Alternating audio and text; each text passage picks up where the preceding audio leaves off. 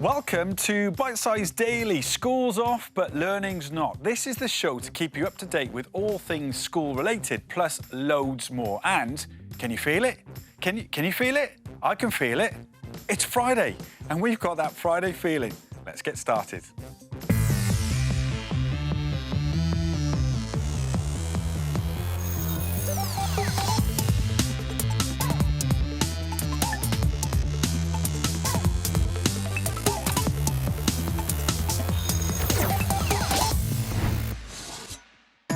Hello, I'm Gethin Jones. It's Friday and it's almost time for the weekend. So for the last time this week, we're here to give your brain cells that extra boost of learning power. We've got world-class experts and celebs joining us to help bring your schoolwork to life from the comfort of your home. 11 and 12-year-olds, you're front of the queue, so don't go anywhere. Then it's all about you, our amazing 12 and 13-year-olds. And to end the show in style, we'll be ramping it up for our 13 and 14-year-olds. Here's what's coming up on today's show. Fridays here are all about feeling good. So first up, we've got tips on how to do just that from Radio 1 and 1Extra's Mr. Jam. Then it's time to put on our lab coats for all things science, physics to be exact. Next, we join our very famous celeb friends for the final extracts from our big read of the week, seamlessly followed by English, and we delve into the meaning of words. Sounds very deep. And we wrap the week up nicely with a dose of ICT and an insight into some of the brilliant careers that you can do.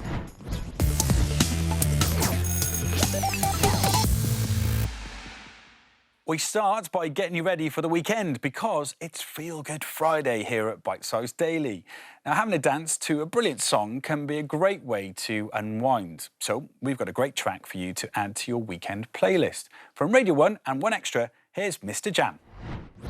Hey guys, how you doing? It's Mr. Jam here from BBC Radio 1 and 1Extra. Look, I thought we could take just a tiny little break to just hear a lockdown tune, something that I'm absolutely loving at this moment in time, and something that you might have heard if you've heard my shows on BBC Radio 1. It's a tune by a guy called Alan Fitzpatrick. He sampled a very old school tune from an artist called Patrice Rushen. It's called Haven't You Heard? And it is a slice of pure energy to get you through this lockdown period. Enjoy. It's a good tune, isn't it? I think we're all ready for the weekend after that. But first, let's get the goggles out and the Bunsen burners ready, as it's all about science next with the amazing Mr. Mycock. Welcome to the show. What have you got coming up for us today? Hi, Gethin. Today we're going to be doing about Hooke's Law. OK, Hooke's Law. Now, I presume this has got nothing to do with Captain Hook, is it? Like, ooh-ar.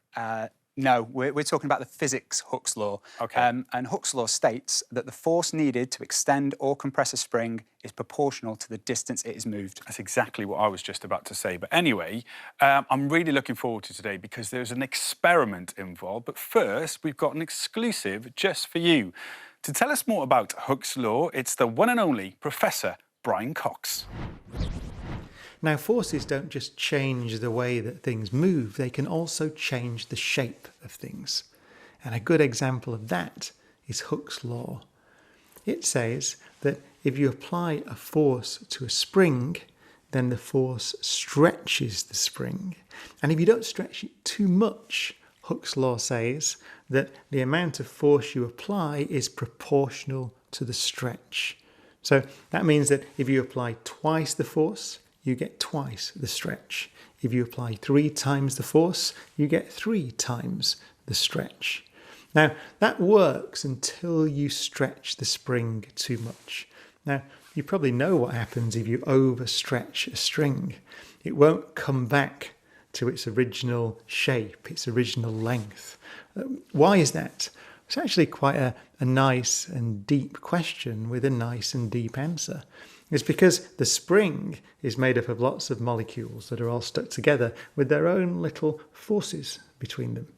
And if you overstretch the spring, you can break those bonds for good.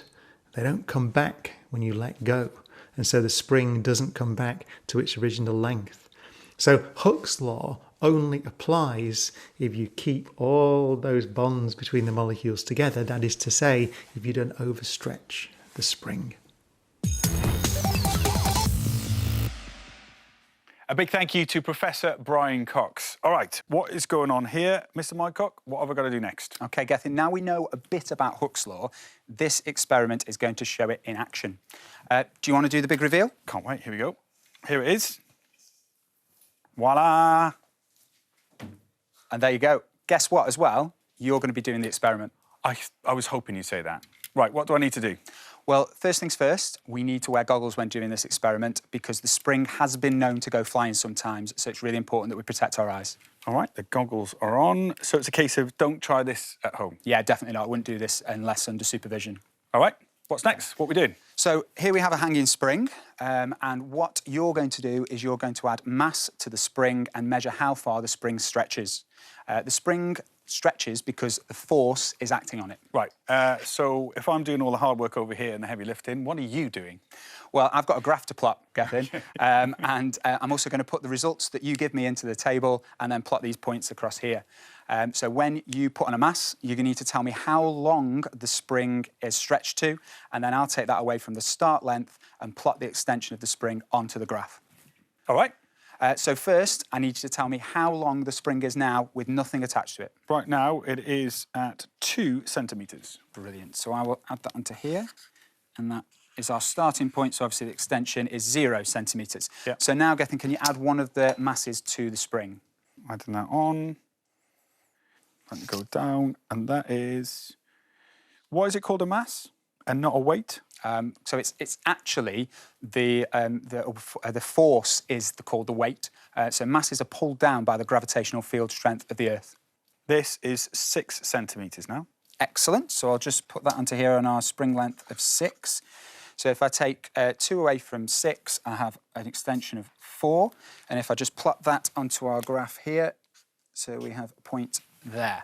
All right, okay. Next one. Excellent. So yeah, add another one for me, please.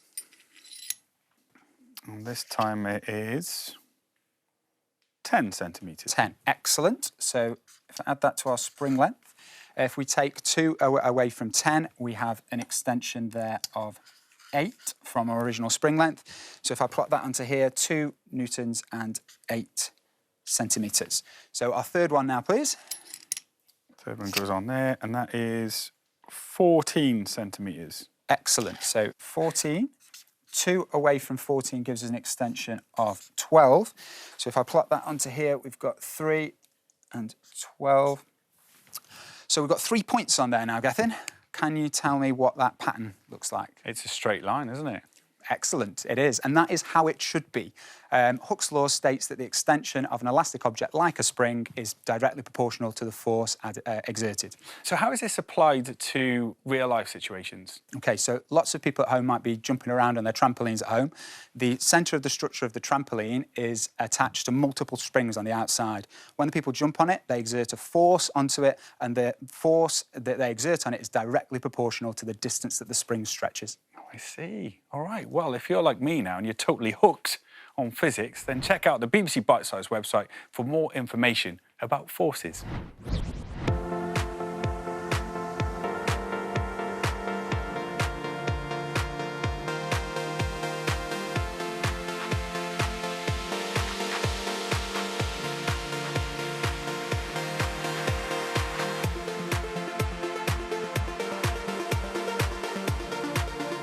Now, we need to record the length of the spring before and after we apply the masses, and then we can calculate the extension of the spring.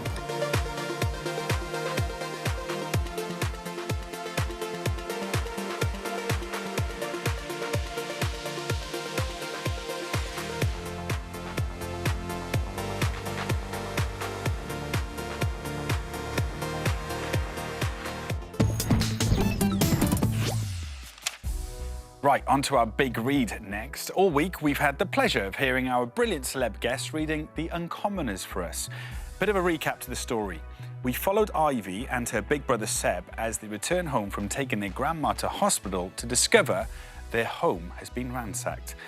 They've been chased by Officer Smokeheart, who captured them in a bag and transported them to an unknown place. Ivy can see Seb, but he hasn't seen her yet. So in this scene, the underguards have discovered Seb as Ivy watches on. Well, well, well.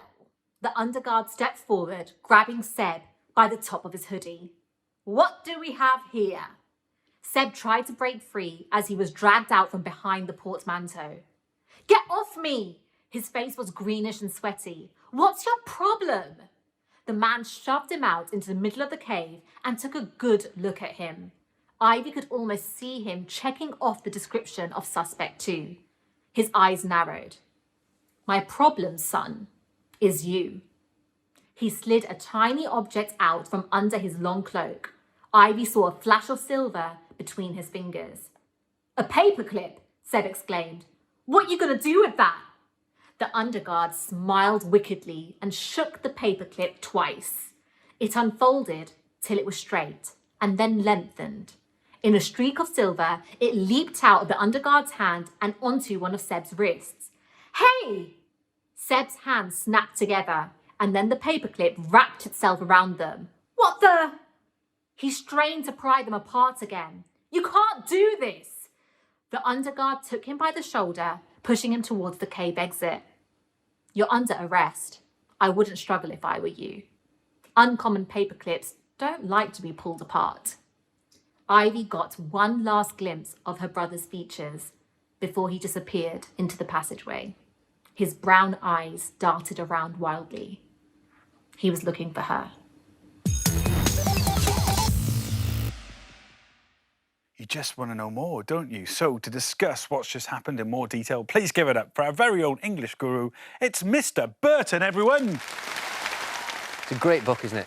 It's a really good book. One thing I would say, though, is that it's quite out there, isn't it? Yeah, it feels like there's something not quite right.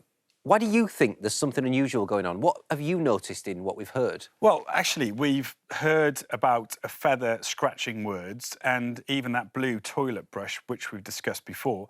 And all of that seemed a bit, well, it's like fantasy, not reality. Yeah, I think the author's done a great job in sort of slowly taking us into that fantasy world, building up those elements about fantasy bit by bit. We're learning about these unusual goings-on at the same time as we're learning about the characters.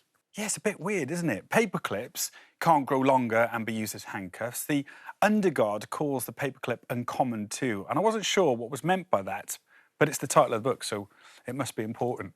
Yeah, I think you're right. As a reader, we know the book's called The Uncommoners. So with what we know so far, we're left to consider what else will not be quite as it seems. I'd really love to know more. Yeah, me too. And don't forget, if you're also desperate to find out what happens next, check out your local library online. It's a great way to get your hands, well, eyes on the book. Now, Mr. Burton, I think it's fair to say that we're pretty familiar now. We're basically mates, aren't we? Exactly. But one thing I am unfamiliar with is this next topic, unfamiliar words. Well, we've all come across words we don't understand sometimes in schoolwork, reading, or just generally in life. But surely, as an English teacher, Mr. Burton, you know every word that's out there. I'm afraid not. There are over 150,000 words in use, according to the Oxford English Dictionary. So we're all going to come across words we don't know. But don't worry, we don't need to sit and read this dictionary cover to cover. There are techniques we can use to confront those unfamiliar words. One thing we can do is to break the word down. So if we take the word uncommon and break it down, what elements do you think we'd have? You're going to test me here, aren't you? I'm going to be your guinea pig. OK, so the main part, I guess, is common. Then there's the un in front of it. Yeah, and what does common mean? It means there's a lot of something, so it's not unusual. That's right.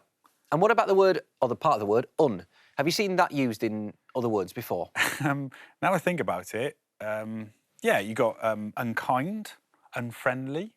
And what does un mean within that context? Well, it's the opposite, isn't it? So kind and friendly, you're not kind, you're not friendly. OK, so if you apply that to uncommon? It means it isn't common, so it's the opposite of common, it's rare. Well done. If we check uncommon in the dictionary, it says not existing in large numbers or in many places. Well done.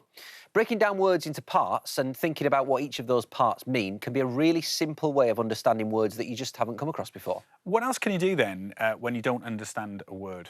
Well, you can look at the surrounding words, the rest of the words in the sentence. Let's take an example from the uncommoners again. So he strained to pry them apart again, but maybe not sure what pry means in that sentence. OK, well, that word is too short to break down. It's only 3 letters long. So let's start with the second half of the sentence, shall we? Them apart again. apart means separate, so he's pulling them apart. Yeah, and what about the first part of the sentence? He strained, so it's hard to pull them apart. So pry means he's trying hard to pull them apart. Yeah, and we can check the dictionary again, which means that pry is to use force to separate something from something else. Right, again. They're really good techniques to know, aren't they? So now it's your turn, 11 and 12-year-olds. Pens ready. Over to you, Mr. B. Well, to practice this, have a hunt through any books that you can find in the house and look for the words that you don't quite know. Do what we've just done. See if you can break down the word or use the other words within the sentence to understand what that word means. Then, look up the word in the dictionary, either one like this or there are plenty online too. Yeah, and as always, you can head to the BBC Bitesize website for tons more information, including this how-to on understanding unfamiliar words. When reading, you're likely to come across words that you don't understand. Here's a couple of strategies to help you. Firstly, look at the surrounding words and get clues from them. Let's look at an example from Charles Dickens' Oliver Twist. The hungry and destitute situation of the infant orphan. The word destitute is unfamiliar. What might it mean? By looking at the surrounding sentence, you can see that destitute and hungry are adjectives describing an orphan's situation. A hungry orphan evokes an image of a poor and starving child. This suggests the definition of destitute might be connected.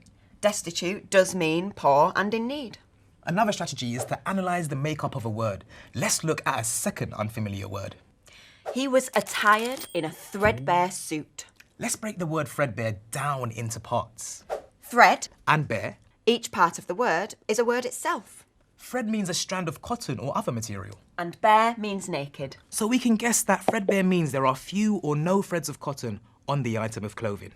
These strategies won't work for all words. But they are a good place to start.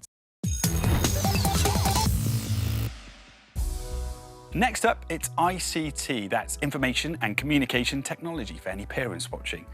Today, we're looking at how ICT fits into the world of work. And just for you, we've got a sneaky peek into the world of gaming.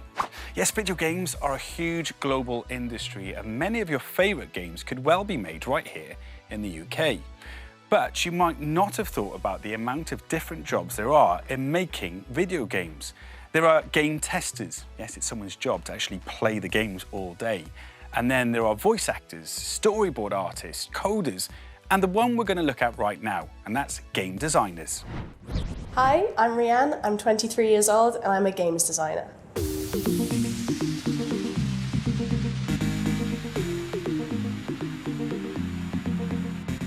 So a game designer is somebody who uses their creativity and their technical knowledge in order to create video games. I get to use the latest technology in game development to make video game levels and make video game mechanics to make a really, really cool and fun experience for everyone to play. So on my day-to-day, I get to work with my other amazing developers and we get to brainstorm ideas about how we want the game to play, look and feel. I work alongside code and art. Once they've given me their pieces of work, I get to put it all together in my software and then afterwards test it and play it and see if it's actually any fun. So growing up, I loved video games. I had my first console when I was about 6 years old. Me and my dad used to play for hours and hours. I played video games way too much, but it ignited a real big passion in everything creative and everything digital when I was really young. At school, when it came to choosing my GCSEs, I actually chose something called OCR Media because it was way more practical. It combined both IT skills and computer skills with media skills, so I could be creative and technical at the same time, which worked perfectly for me. So when I left school, I chose to go to college. I thought I was going to be a concept artist, but after I chose my BTEC in game design and technology, I realised actually I really like design more. So what drew me to design, especially over concept art, was the ability to physically create the world and control what's in it. So when I finished my BTEC in game design, I knew that I wanted to get into game design full time. So I chose a university degree, a Bachelor's of Science in Game Design and Technology, which helped me propel myself further into the design aspect of video games. When it came to applying for video game jobs, it was actually super hard because the industry itself is really competitive. So I had to bring my A game and show off as many skills as possible. Working in video games is my biggest passion ever, and I can't see myself doing anything else in the entire world. I love the whole creation aspect. I love sitting down and working with my team members to create something that is undescribable and doesn't even exist, but yet here we are making something for people to just immerse themselves in and enjoy. It's fascinating stuff, isn't it? So if you're interested in ICT, it could eventually take you to a career in gaming. Maybe you've been learning to code at school. Remember, video games need coders. Or maybe you have experience of editing photos. Using image editing software is a great skill to have in the industry for sure. So if all of this has sparked your imagination and you want to find out more, check out the career section on the BBC Bitesize website.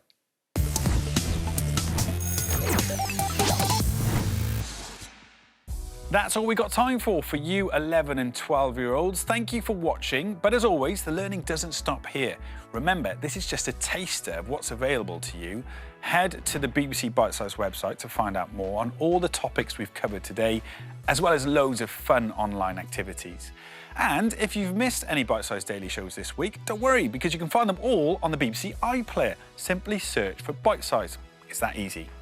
Before we go, here's some words of wisdom from our trusty health guru. Another subject not to forget is PE. And when I say PE, I mean exercise. It's a great break from schoolwork and actually a way that you can learn your subject to while making yourself feel better. Whatever the exercise you're doing, go for it. You've got this.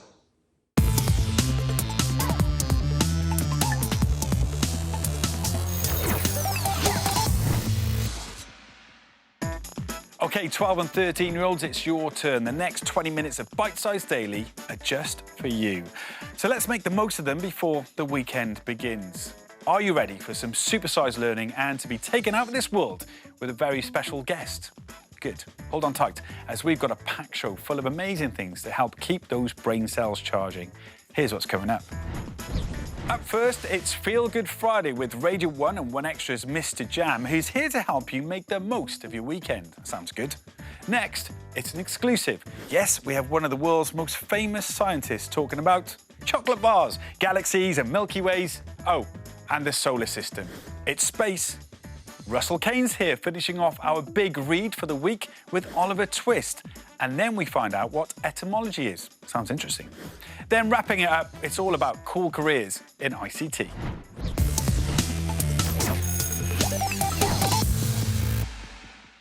Okay, let's get started. It is, of course, Feel Good Friday today, and I know just the person to get us in the weekend mood.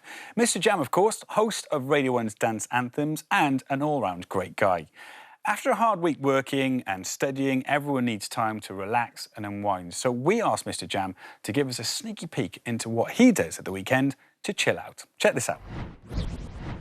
Hey, how you doing? It's Mr. Jam here from BBC Radio 1 and 1Extra, and I thought I would let you into a little bit of what I get up to at the weekend. Now, other than being on the radio, something that I'm really passionate about, and I've become very passionate about over the course of the last few weeks, is cooking. Taking the stuff that is currently in the cupboards and trying to create something brand new from them has become somewhat of a passion of mine.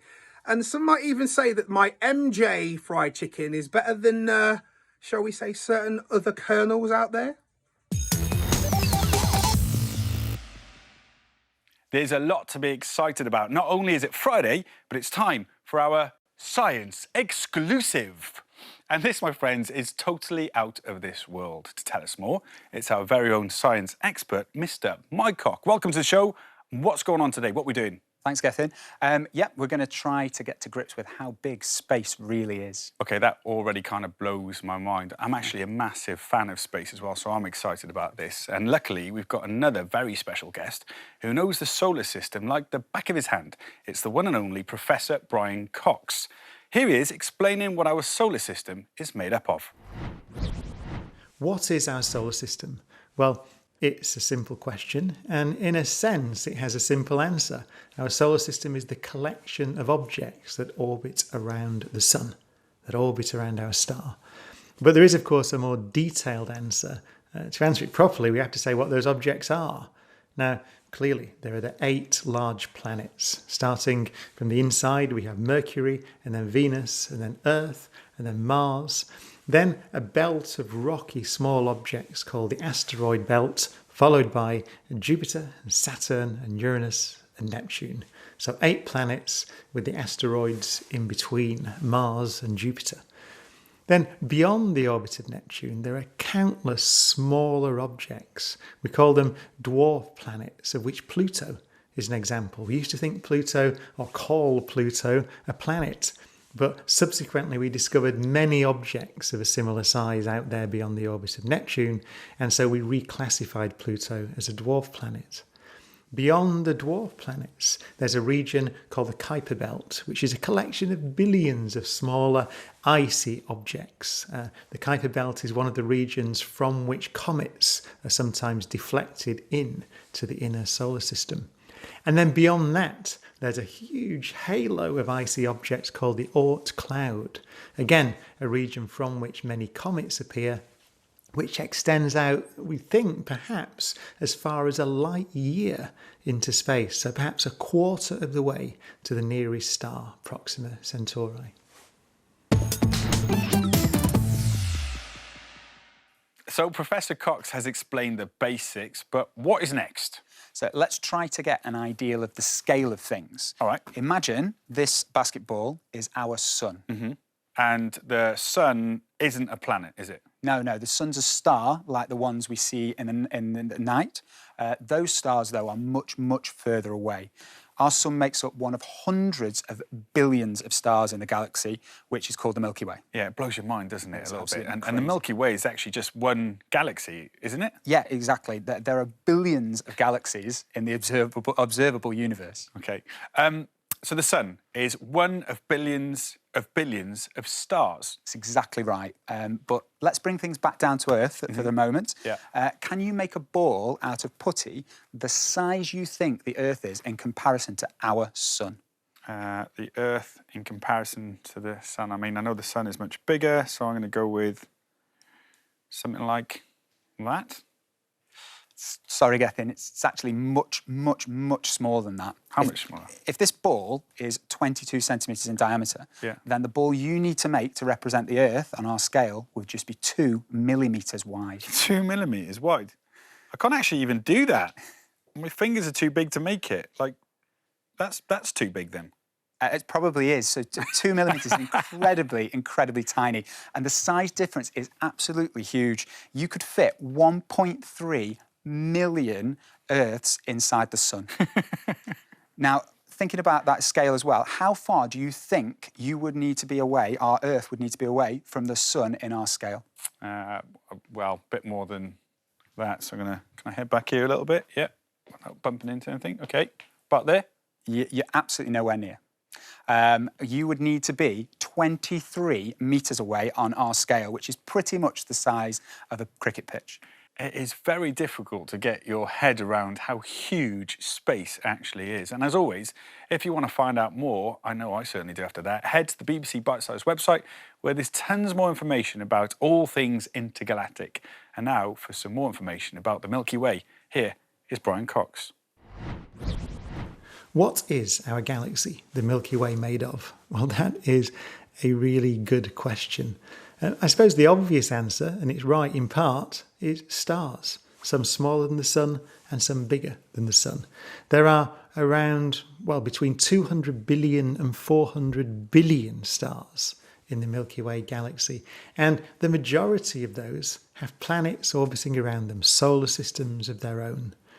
But all that mass, all those hundreds of billions of stars, is only a very small fraction of the mass of our galaxy. There is more gas and dust in the galaxy by mass than the material contained in the stars, about a factor of 2 more. So our Milky Way is more dust and gas than stars. But even if you put all that material together, that is still a very small fraction of the Milky Way galaxy. The majority of our galaxy is made up of something called dark matter. That's a mysterious substance. We don't yet know what it is. We strongly suspect it's some kind of subatomic particle, so things like the electrons that go around the nucleus of an atom, but with different properties that interact very, very weakly indeed with the material in the stars and planets, and indeed with the material that makes up you and me. So I don't want to give you numbers because this is the cutting edge of physics. These things are changing all the time, but I'll give you a rough estimate. So as of now, in 2020, we think that something like 5% of the mass of our galaxy is made up of the stars that we see shining in the sky. Around 10% is made up of dust and gas, and something like 85%, perhaps more, of the mass of our galaxy is made up of dark matter, and we don't yet know what that is. Oliver Twist, a Charles Dickens classic, has been read brilliantly by comedian Russell Kane all week. And today, we're on to our final extract from the book. Now, if you don't know, it tells a tale of young orphan Oliver escaping from a workhouse down to London, where he meets the Artful Dodger, a member of Fagin's gang. The following scene takes place once the boys have gone to work, but what Oliver doesn't know is that actually is picking pockets. Throughout the extract, Fagin is referred to by Dickens as the Jew. Now, this was controversial at the time, and it still is today. And we'll chat about that after we've heard from Russell. Have they done work, sir? Inquired Oliver. Yes, said the Jew. That is, unless they should unexpectedly come across any when they are out. And they won't neglect it if they do, my dear. Depend upon it. Make 'em your models, my dear. Make 'em your models, tapping the fire shovel on the hearth to add force to his words. Do everything they bid you and take their advice in all matters, especially the Dodger's, my dear. He'll be a great man himself and will make you one too, if you take pattern by him. Is my handkerchief hanging out my pocket, my dear? Said the Jew, stopping short. Yes, sir, said Oliver. See if you can take it out without my feeling it, as you saw them do when you were at play this morning. Oliver held up the bottom of the pocket with one hand, as he had seen the Dodger hold it, and drew the handkerchief lightly out with the other. Is it gone? Is it gone? Cried the Jew. Here it is, said Oliver, showing it in his hand. You're a clever boy, my dear, said the playful old gentleman, patting Oliver on the head approvingly. I never saw a sharper lad. Here's a shilling for you. If you go on this way, you'll be the greatest man of the time. And now come here and I'll show you how to take the marks out of the handkerchiefs. As we heard in yesterday's extract, Fagin was referred to as the Jew, which today seems pretty prejudiced of Dickens to do that in his writing, right, Mr. Burton? Definitely. We find terms and use of language in some of the older books we read on the curriculum full of words and terms that are offensive. It is worth saying, again, just because a book's deemed as a classic, it doesn't mean that it's perfect at all, and it doesn't mean that we can't criticise and look at the ideas and attitudes. Attitudes to race and gender, sexuality and religion have evolved hugely for the better, and that language certainly would not be used now at all. And one of the reasons we study books from the past is so that we can learn so much about how society has changed in all sorts of ways for the better. So, for instance, Dickens is showing the reader the type of life children in poverty could end up living. In this instance, the life of a pickpocket. Yeah, and Fagin, he's a devious character, isn't he? It seems like he's using a friendly tone with Oliver as though he's trying to get him to trust him. Yeah, Fagin speaks informally, which is a real contrast to the other authority figures in Oliver's life. He does seem kind and caring, almost affectionate, so referring to Oliver as my dear at least 3 times, that's the accent again, reinforcing to Oliver that he's someone who's got his best interests at heart. Oliver's naive and trusted, isn't he? And Fagin knows that this is the right way to win him over and win his trust. How do you feel that Dickens wants the reader to feel towards Fagin? Yeah, well, that's the thing, because there's a mix of emotions, aren't there? One might be anger as he's stitching Oliver right up and introducing him into a world that he knows nothing about. Or, on the other hand, in some ways, you're relieved because Oliver has no family and Fagin offers a roof over his head and some form of protection, like even a friendship. Yeah, I think exactly. Dickens is really clever not to paint Fagin as a heartless crook. He makes sure Fagin does have those redeeming features, which makes us as a reader feel a range of emotions. We don't trust Fagin. In fact, we mistrust him, because he is corrupting young Oliver. But in some ways, we do respect his entrepreneurialism for surviving, knowing that he can earn a living through running his gang of pickpockets and indirectly, though, keeping the boys safe, housed and fed. It's a really fascinating book and one well worth a read. Absolutely. Thank you very much for now, Mr. Burton. You're staying with us, actually, as we explore a very different aspect of English, etymology. Now, I have to be honest, Mr. Burton, etymology is not a word I come across that often. It's an unusual word, isn't it? Etymology is the study of word origins.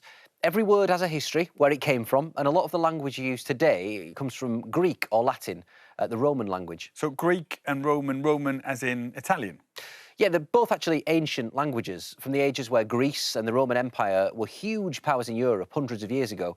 Some of the language used back then has morphed into the language that you use even today. So do we have to go back in time then? Well, I mean, we could just look up the history of the words. Instead of doing that, OK, fair enough.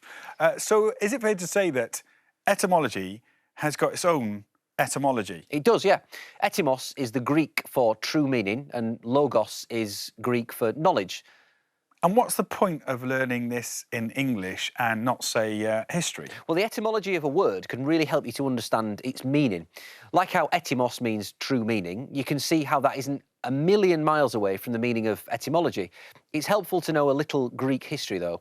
OK, well, can you give us a quick rundown? I tell you what, I've got a stopwatch. I'll give you 20 seconds. Can you do it? I'll do my best. Off you go, Mr. B. Greece was one of the most important places in the world around 2,500 years ago. The Greeks were great thinkers, architects, and importantly for us, writers. They didn't actually call themselves Greek, they called themselves Hellenes. Anyway, the Greeks did loads of clever stuff until the Romans took over. But the Greek language can still be seen in languages all over Europe today. Impressive. 21 seconds. Should we let him off? I think we should. Well done. Thank you. Well, there's also plenty of words in Oliver Twist for you to delve into the history of. Use the internet to see if you can find out the history of the words gruel, astonish, paralyse, faint and pinion.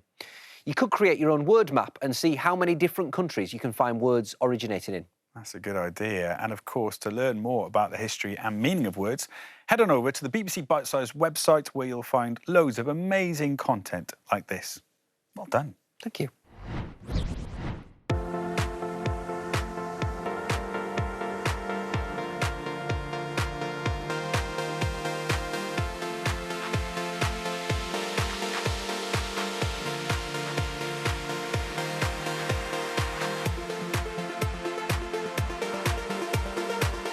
He was attired in a threadbare suit.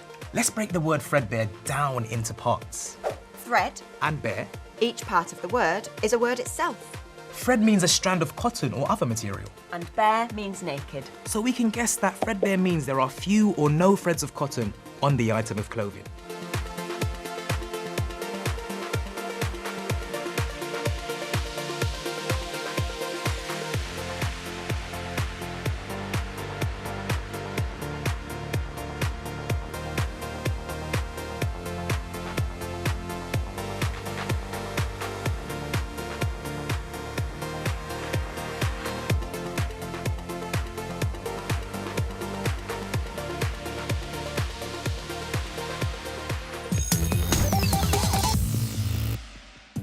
Right, next up is all about careers and jobs that you can do with ICT skills. Now, when you're thinking about which subjects you want to take as options, look at what skills you need for the type of job you're really interested in.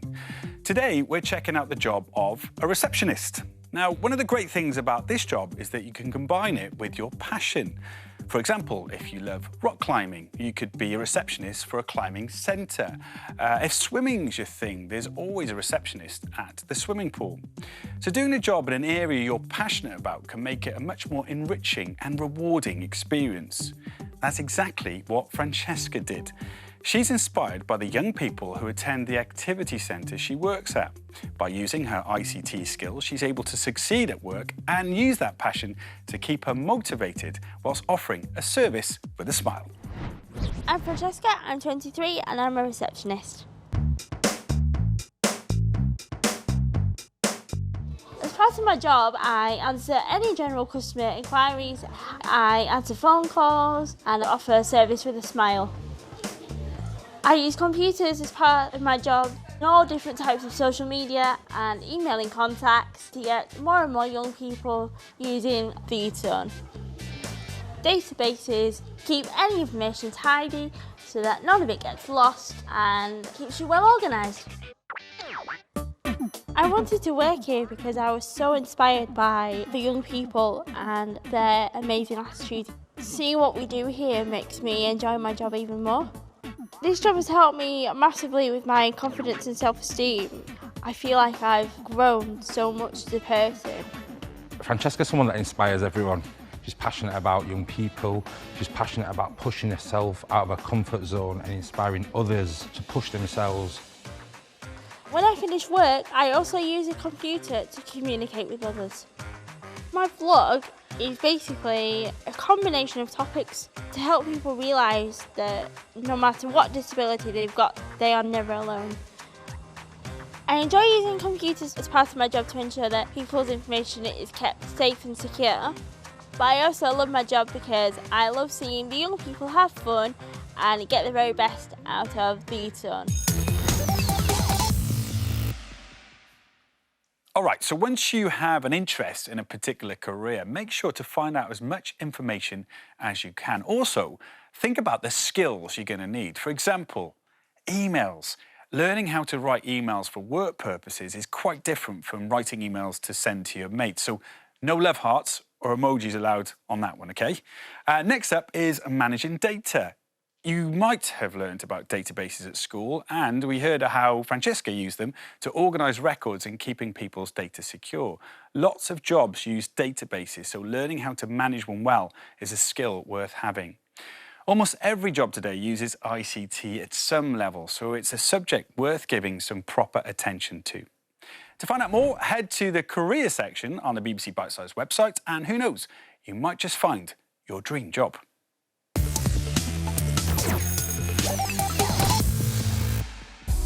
And that's it for our 12 and 13-year-olds. It's time for us to part our ways, but we will be back next week, so join us then. And of course, you can watch this all over again on BBC iPlayer. Just search Bitesize. And don't forget, for more information on any of today's subjects, head to the BBC Bitesize website, where you'll find loads of amazing content to keep your brainwaves buzzing.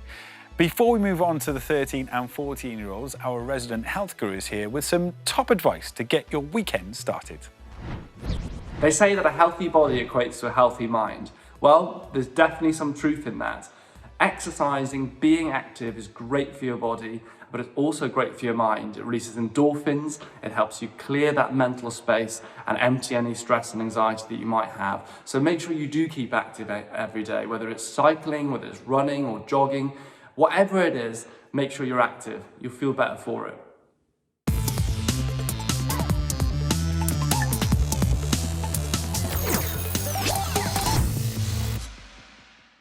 Last but by no means least, 13 and 14-year-olds, now it's your turn for some top-notch content. Are you ready? We're so close to the end of the week now. If I close my eyes, I can almost imagine myself having a lie-in on Saturday morning. But before that, eyes open, let's stay awake and alert for some amazing learning. Here's your bite of today's Bitesize Daily. Coming up, it's all about physics. We'll be powering through and learning about circuits. Funny man Russell Kane is here, finishing off our big read of the week. Then, taking us over the finishing line, it's ICT, where we'll look at how to turn this subject into a career.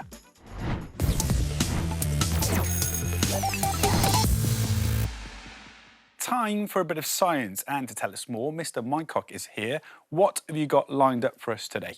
Hi, Gethin. Today's science is all about electrical circuits and something called potential difference. Now, potential difference is the amount of energy given to a circuit from a cell. You might not have heard of that term before, but have probably heard of it by another name, voltage. Yeah, voltage, of course. Sometimes when you buy batteries, they come in different voltages. Yes, exactly.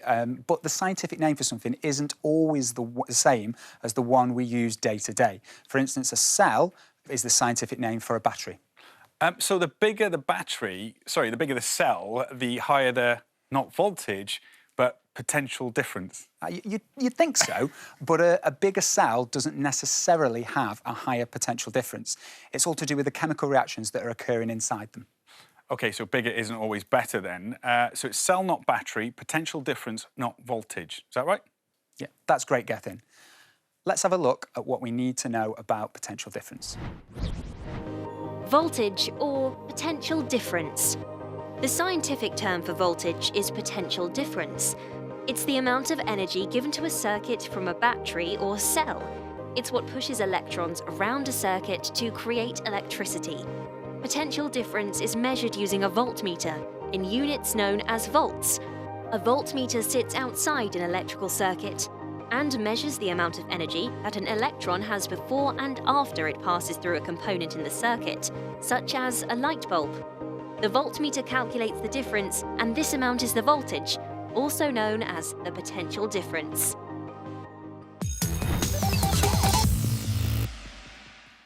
Some great stuff there, some helpful information. So, when you turn on a light at home, the electrical particles go speeding through the wires, and that turns the bulb on.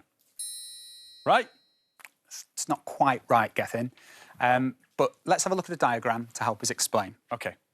So this is a basic circuit. The battery at the top is attached to the bulb by wires. So you might see a circuit drawn like this too. The circle with the cross represents the bulb, and the two lines at the top represent the cell. OK, so if it's not electrical particles racing around, what's actually happening? OK, so electricity is the flow of tiny negatively charged particles called electrons. They flow through the wire, and this is called current. But what do you think the wire would be made from, Gethin? I'm going to say metal, because metal is a conductor of energy. Yes, yes, and what that means is that in the metal there are electrons which are not attached to atoms, and they're free to move around. They're always in the metal, and if there's a battery attached to the circuit or not, and they're called free electrons. So what do these free electrons do when they are in the circuit? So they carry the energy around the circuit, like how a bus carries people around. The potential difference from the cell pushes the electrons around the circuit, and they carry the energy around, in this case, to the bulb. And what happens when they get to the light bulb? So they transfer the energy from their energy store, and the bulb glows. But then they travel back to the battery where they refill their energy store. And then they go around and around and around and around and around. Yep, you've got it. So what if you want a brighter glow to your bulb? So this brings us back to where we started with potential difference. If you increase the potential difference of the cell, the electrons are pushed around the circuit faster, and that means the bulb glows brighter. OK, I think I've got this now. OK, well, if you think you've got it, yeah, then I think it's time for... Time for what? It's time for a quiz. I love a quiz. All right, what have you got for us? Hit me. OK, so the first question. What is the scientific term for voltage? Potential difference. It's very good. Very good. And the name for a battery? Cell. Great. Now, right answer so far. It's now time for the big one. Yeah. What's the definition of potential difference? Oh, right, OK. It's the amount of energy given to the circuit by the cell. You have done great there, Gethin. I'm so happy. What do I win? Anything? No, nothing. You never win any prizes on this show, but thank you very much for that. It's fascinating stuff. And if your brain's powered up after all of that and you want to know more about what we've been talking about, head to the BBC Bitesize website. Here's a taste of what you might find.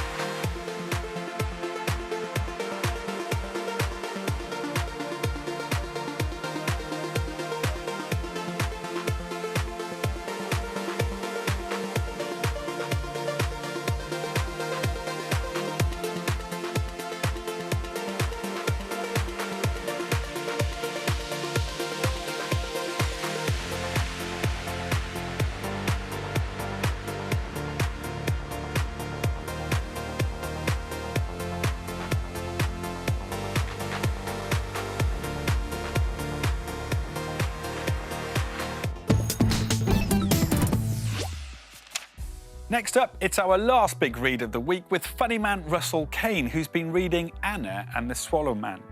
Set during World War II in Poland, the book follows the story of Anna after her father is taken to a concentration camp. Anna has met a strange man who has tried to talk to her. Just before this extract, Anna witnessed the stranger talk bird language as he calls a swallow down from the sky. The author refers to the stranger as the Swallow Man, just like the title of the book. Take it away, Russell. And yet there had been something behind his impassive face as he watched her reach out for the swallow, or taste the sweet stuff of the cookie. There was something in him other than all that dazzle and shimmer, something solid and firm and true, something hidden. This was a man who did not always say what he meant or felt. Anna knew that different languages dealt in nuances of expression with different levels of explicitness.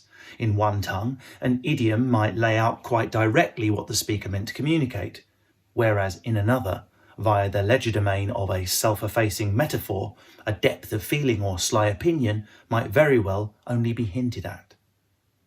All this is to say that Anna knew with a startling fury, great enough to give her the strength to tear through cold iron with her own bare hands, that there were other words between those that the tall stranger had said to her.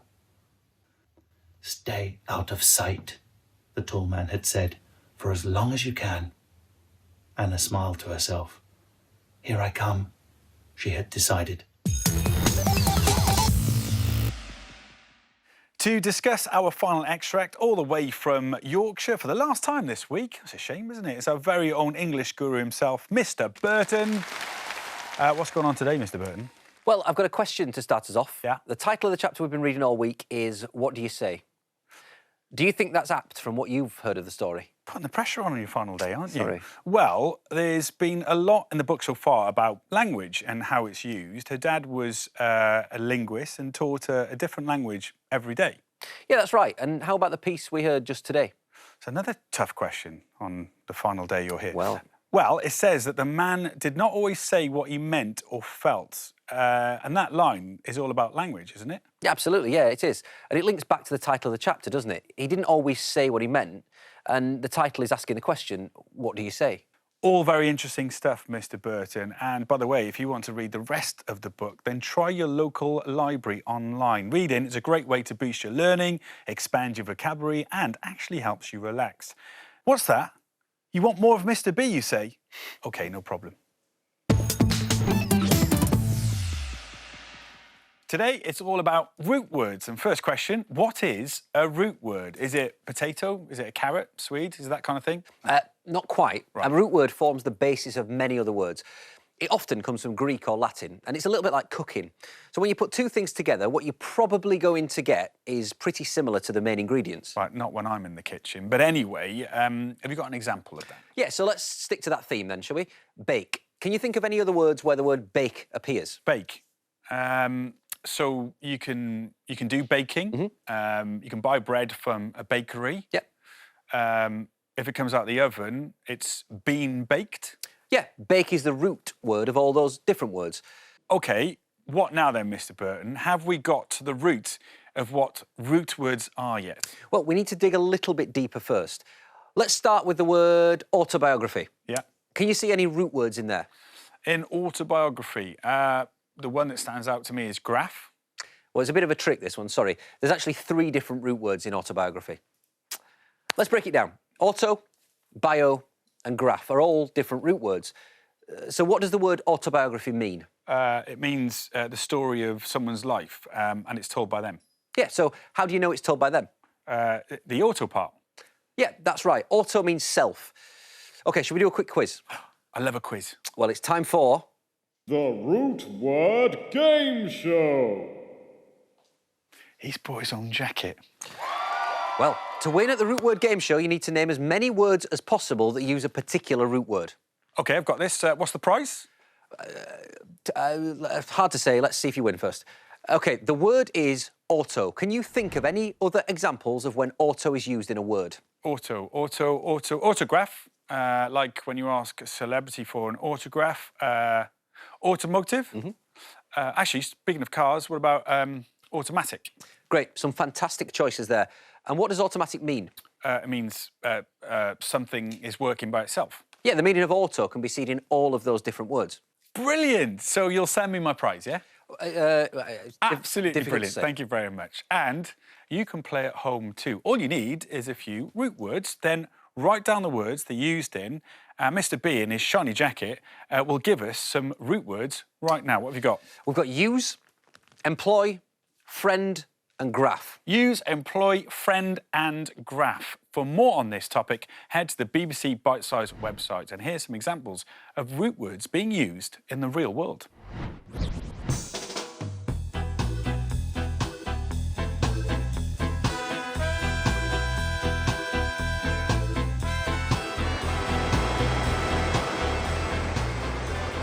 In our daily job, we come across a lot of root words which help us to spell protective, protect being the root word of protective. A root word is what the word starts off as. Like, there's a word up there that says training. The root word is train. So you can have training, trainer. If you learn the root words, then it's easier to add bits on rather than try and learn the whole word together. Deployment. Deploy is the root of the word. You've got deployment, redeployment, which we're going through a lot at the moment in the council. So we all know what redeployment means.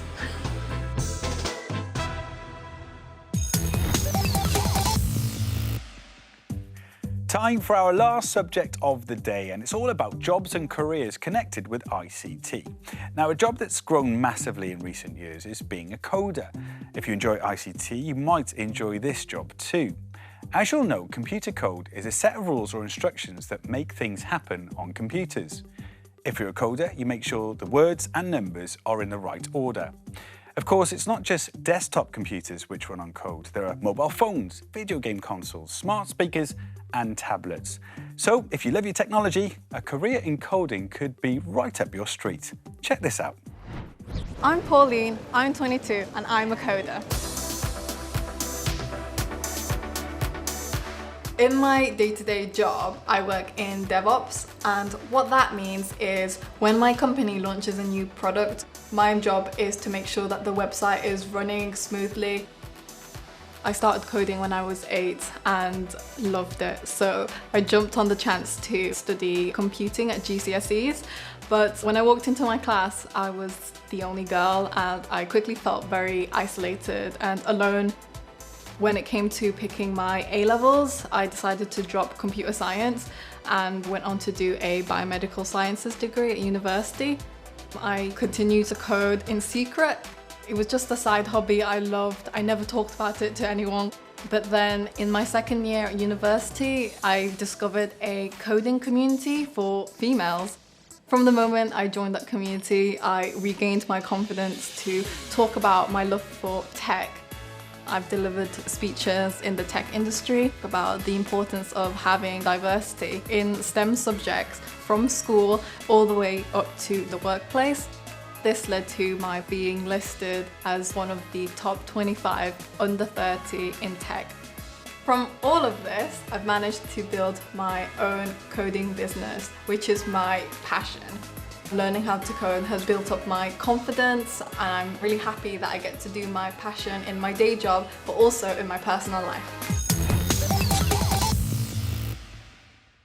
Now, you don't have to start at 8 to end up with a career in coding. You can pick up these skills at any time, but you might want to consider the following career path plan.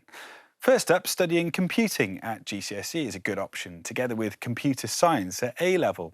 And there are also loads of online resources to help, such as the BBC Microbit Foundation. For more jobs connected to ICT or for general careers advice, head to the BBC Bitesize careers page online.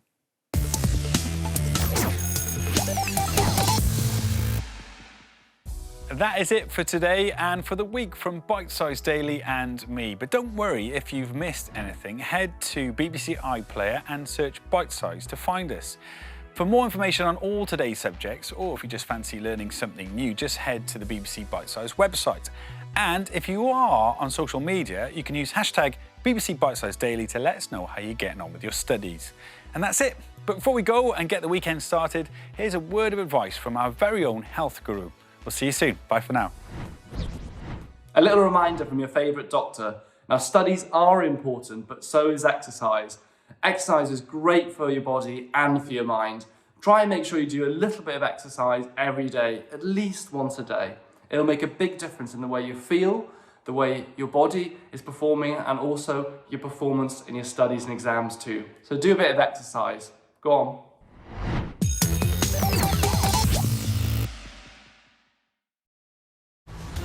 Step up to the plate is back. Ready, steady, go! And this time round, the heat's being turned up in the kitchen.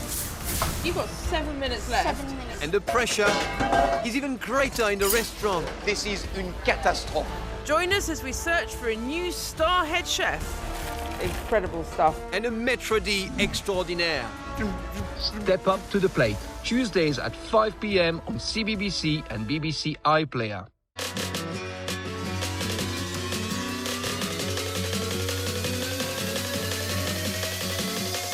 It comes down to who blinks first. The Six Nations starts the 6th of February, live across the BBC.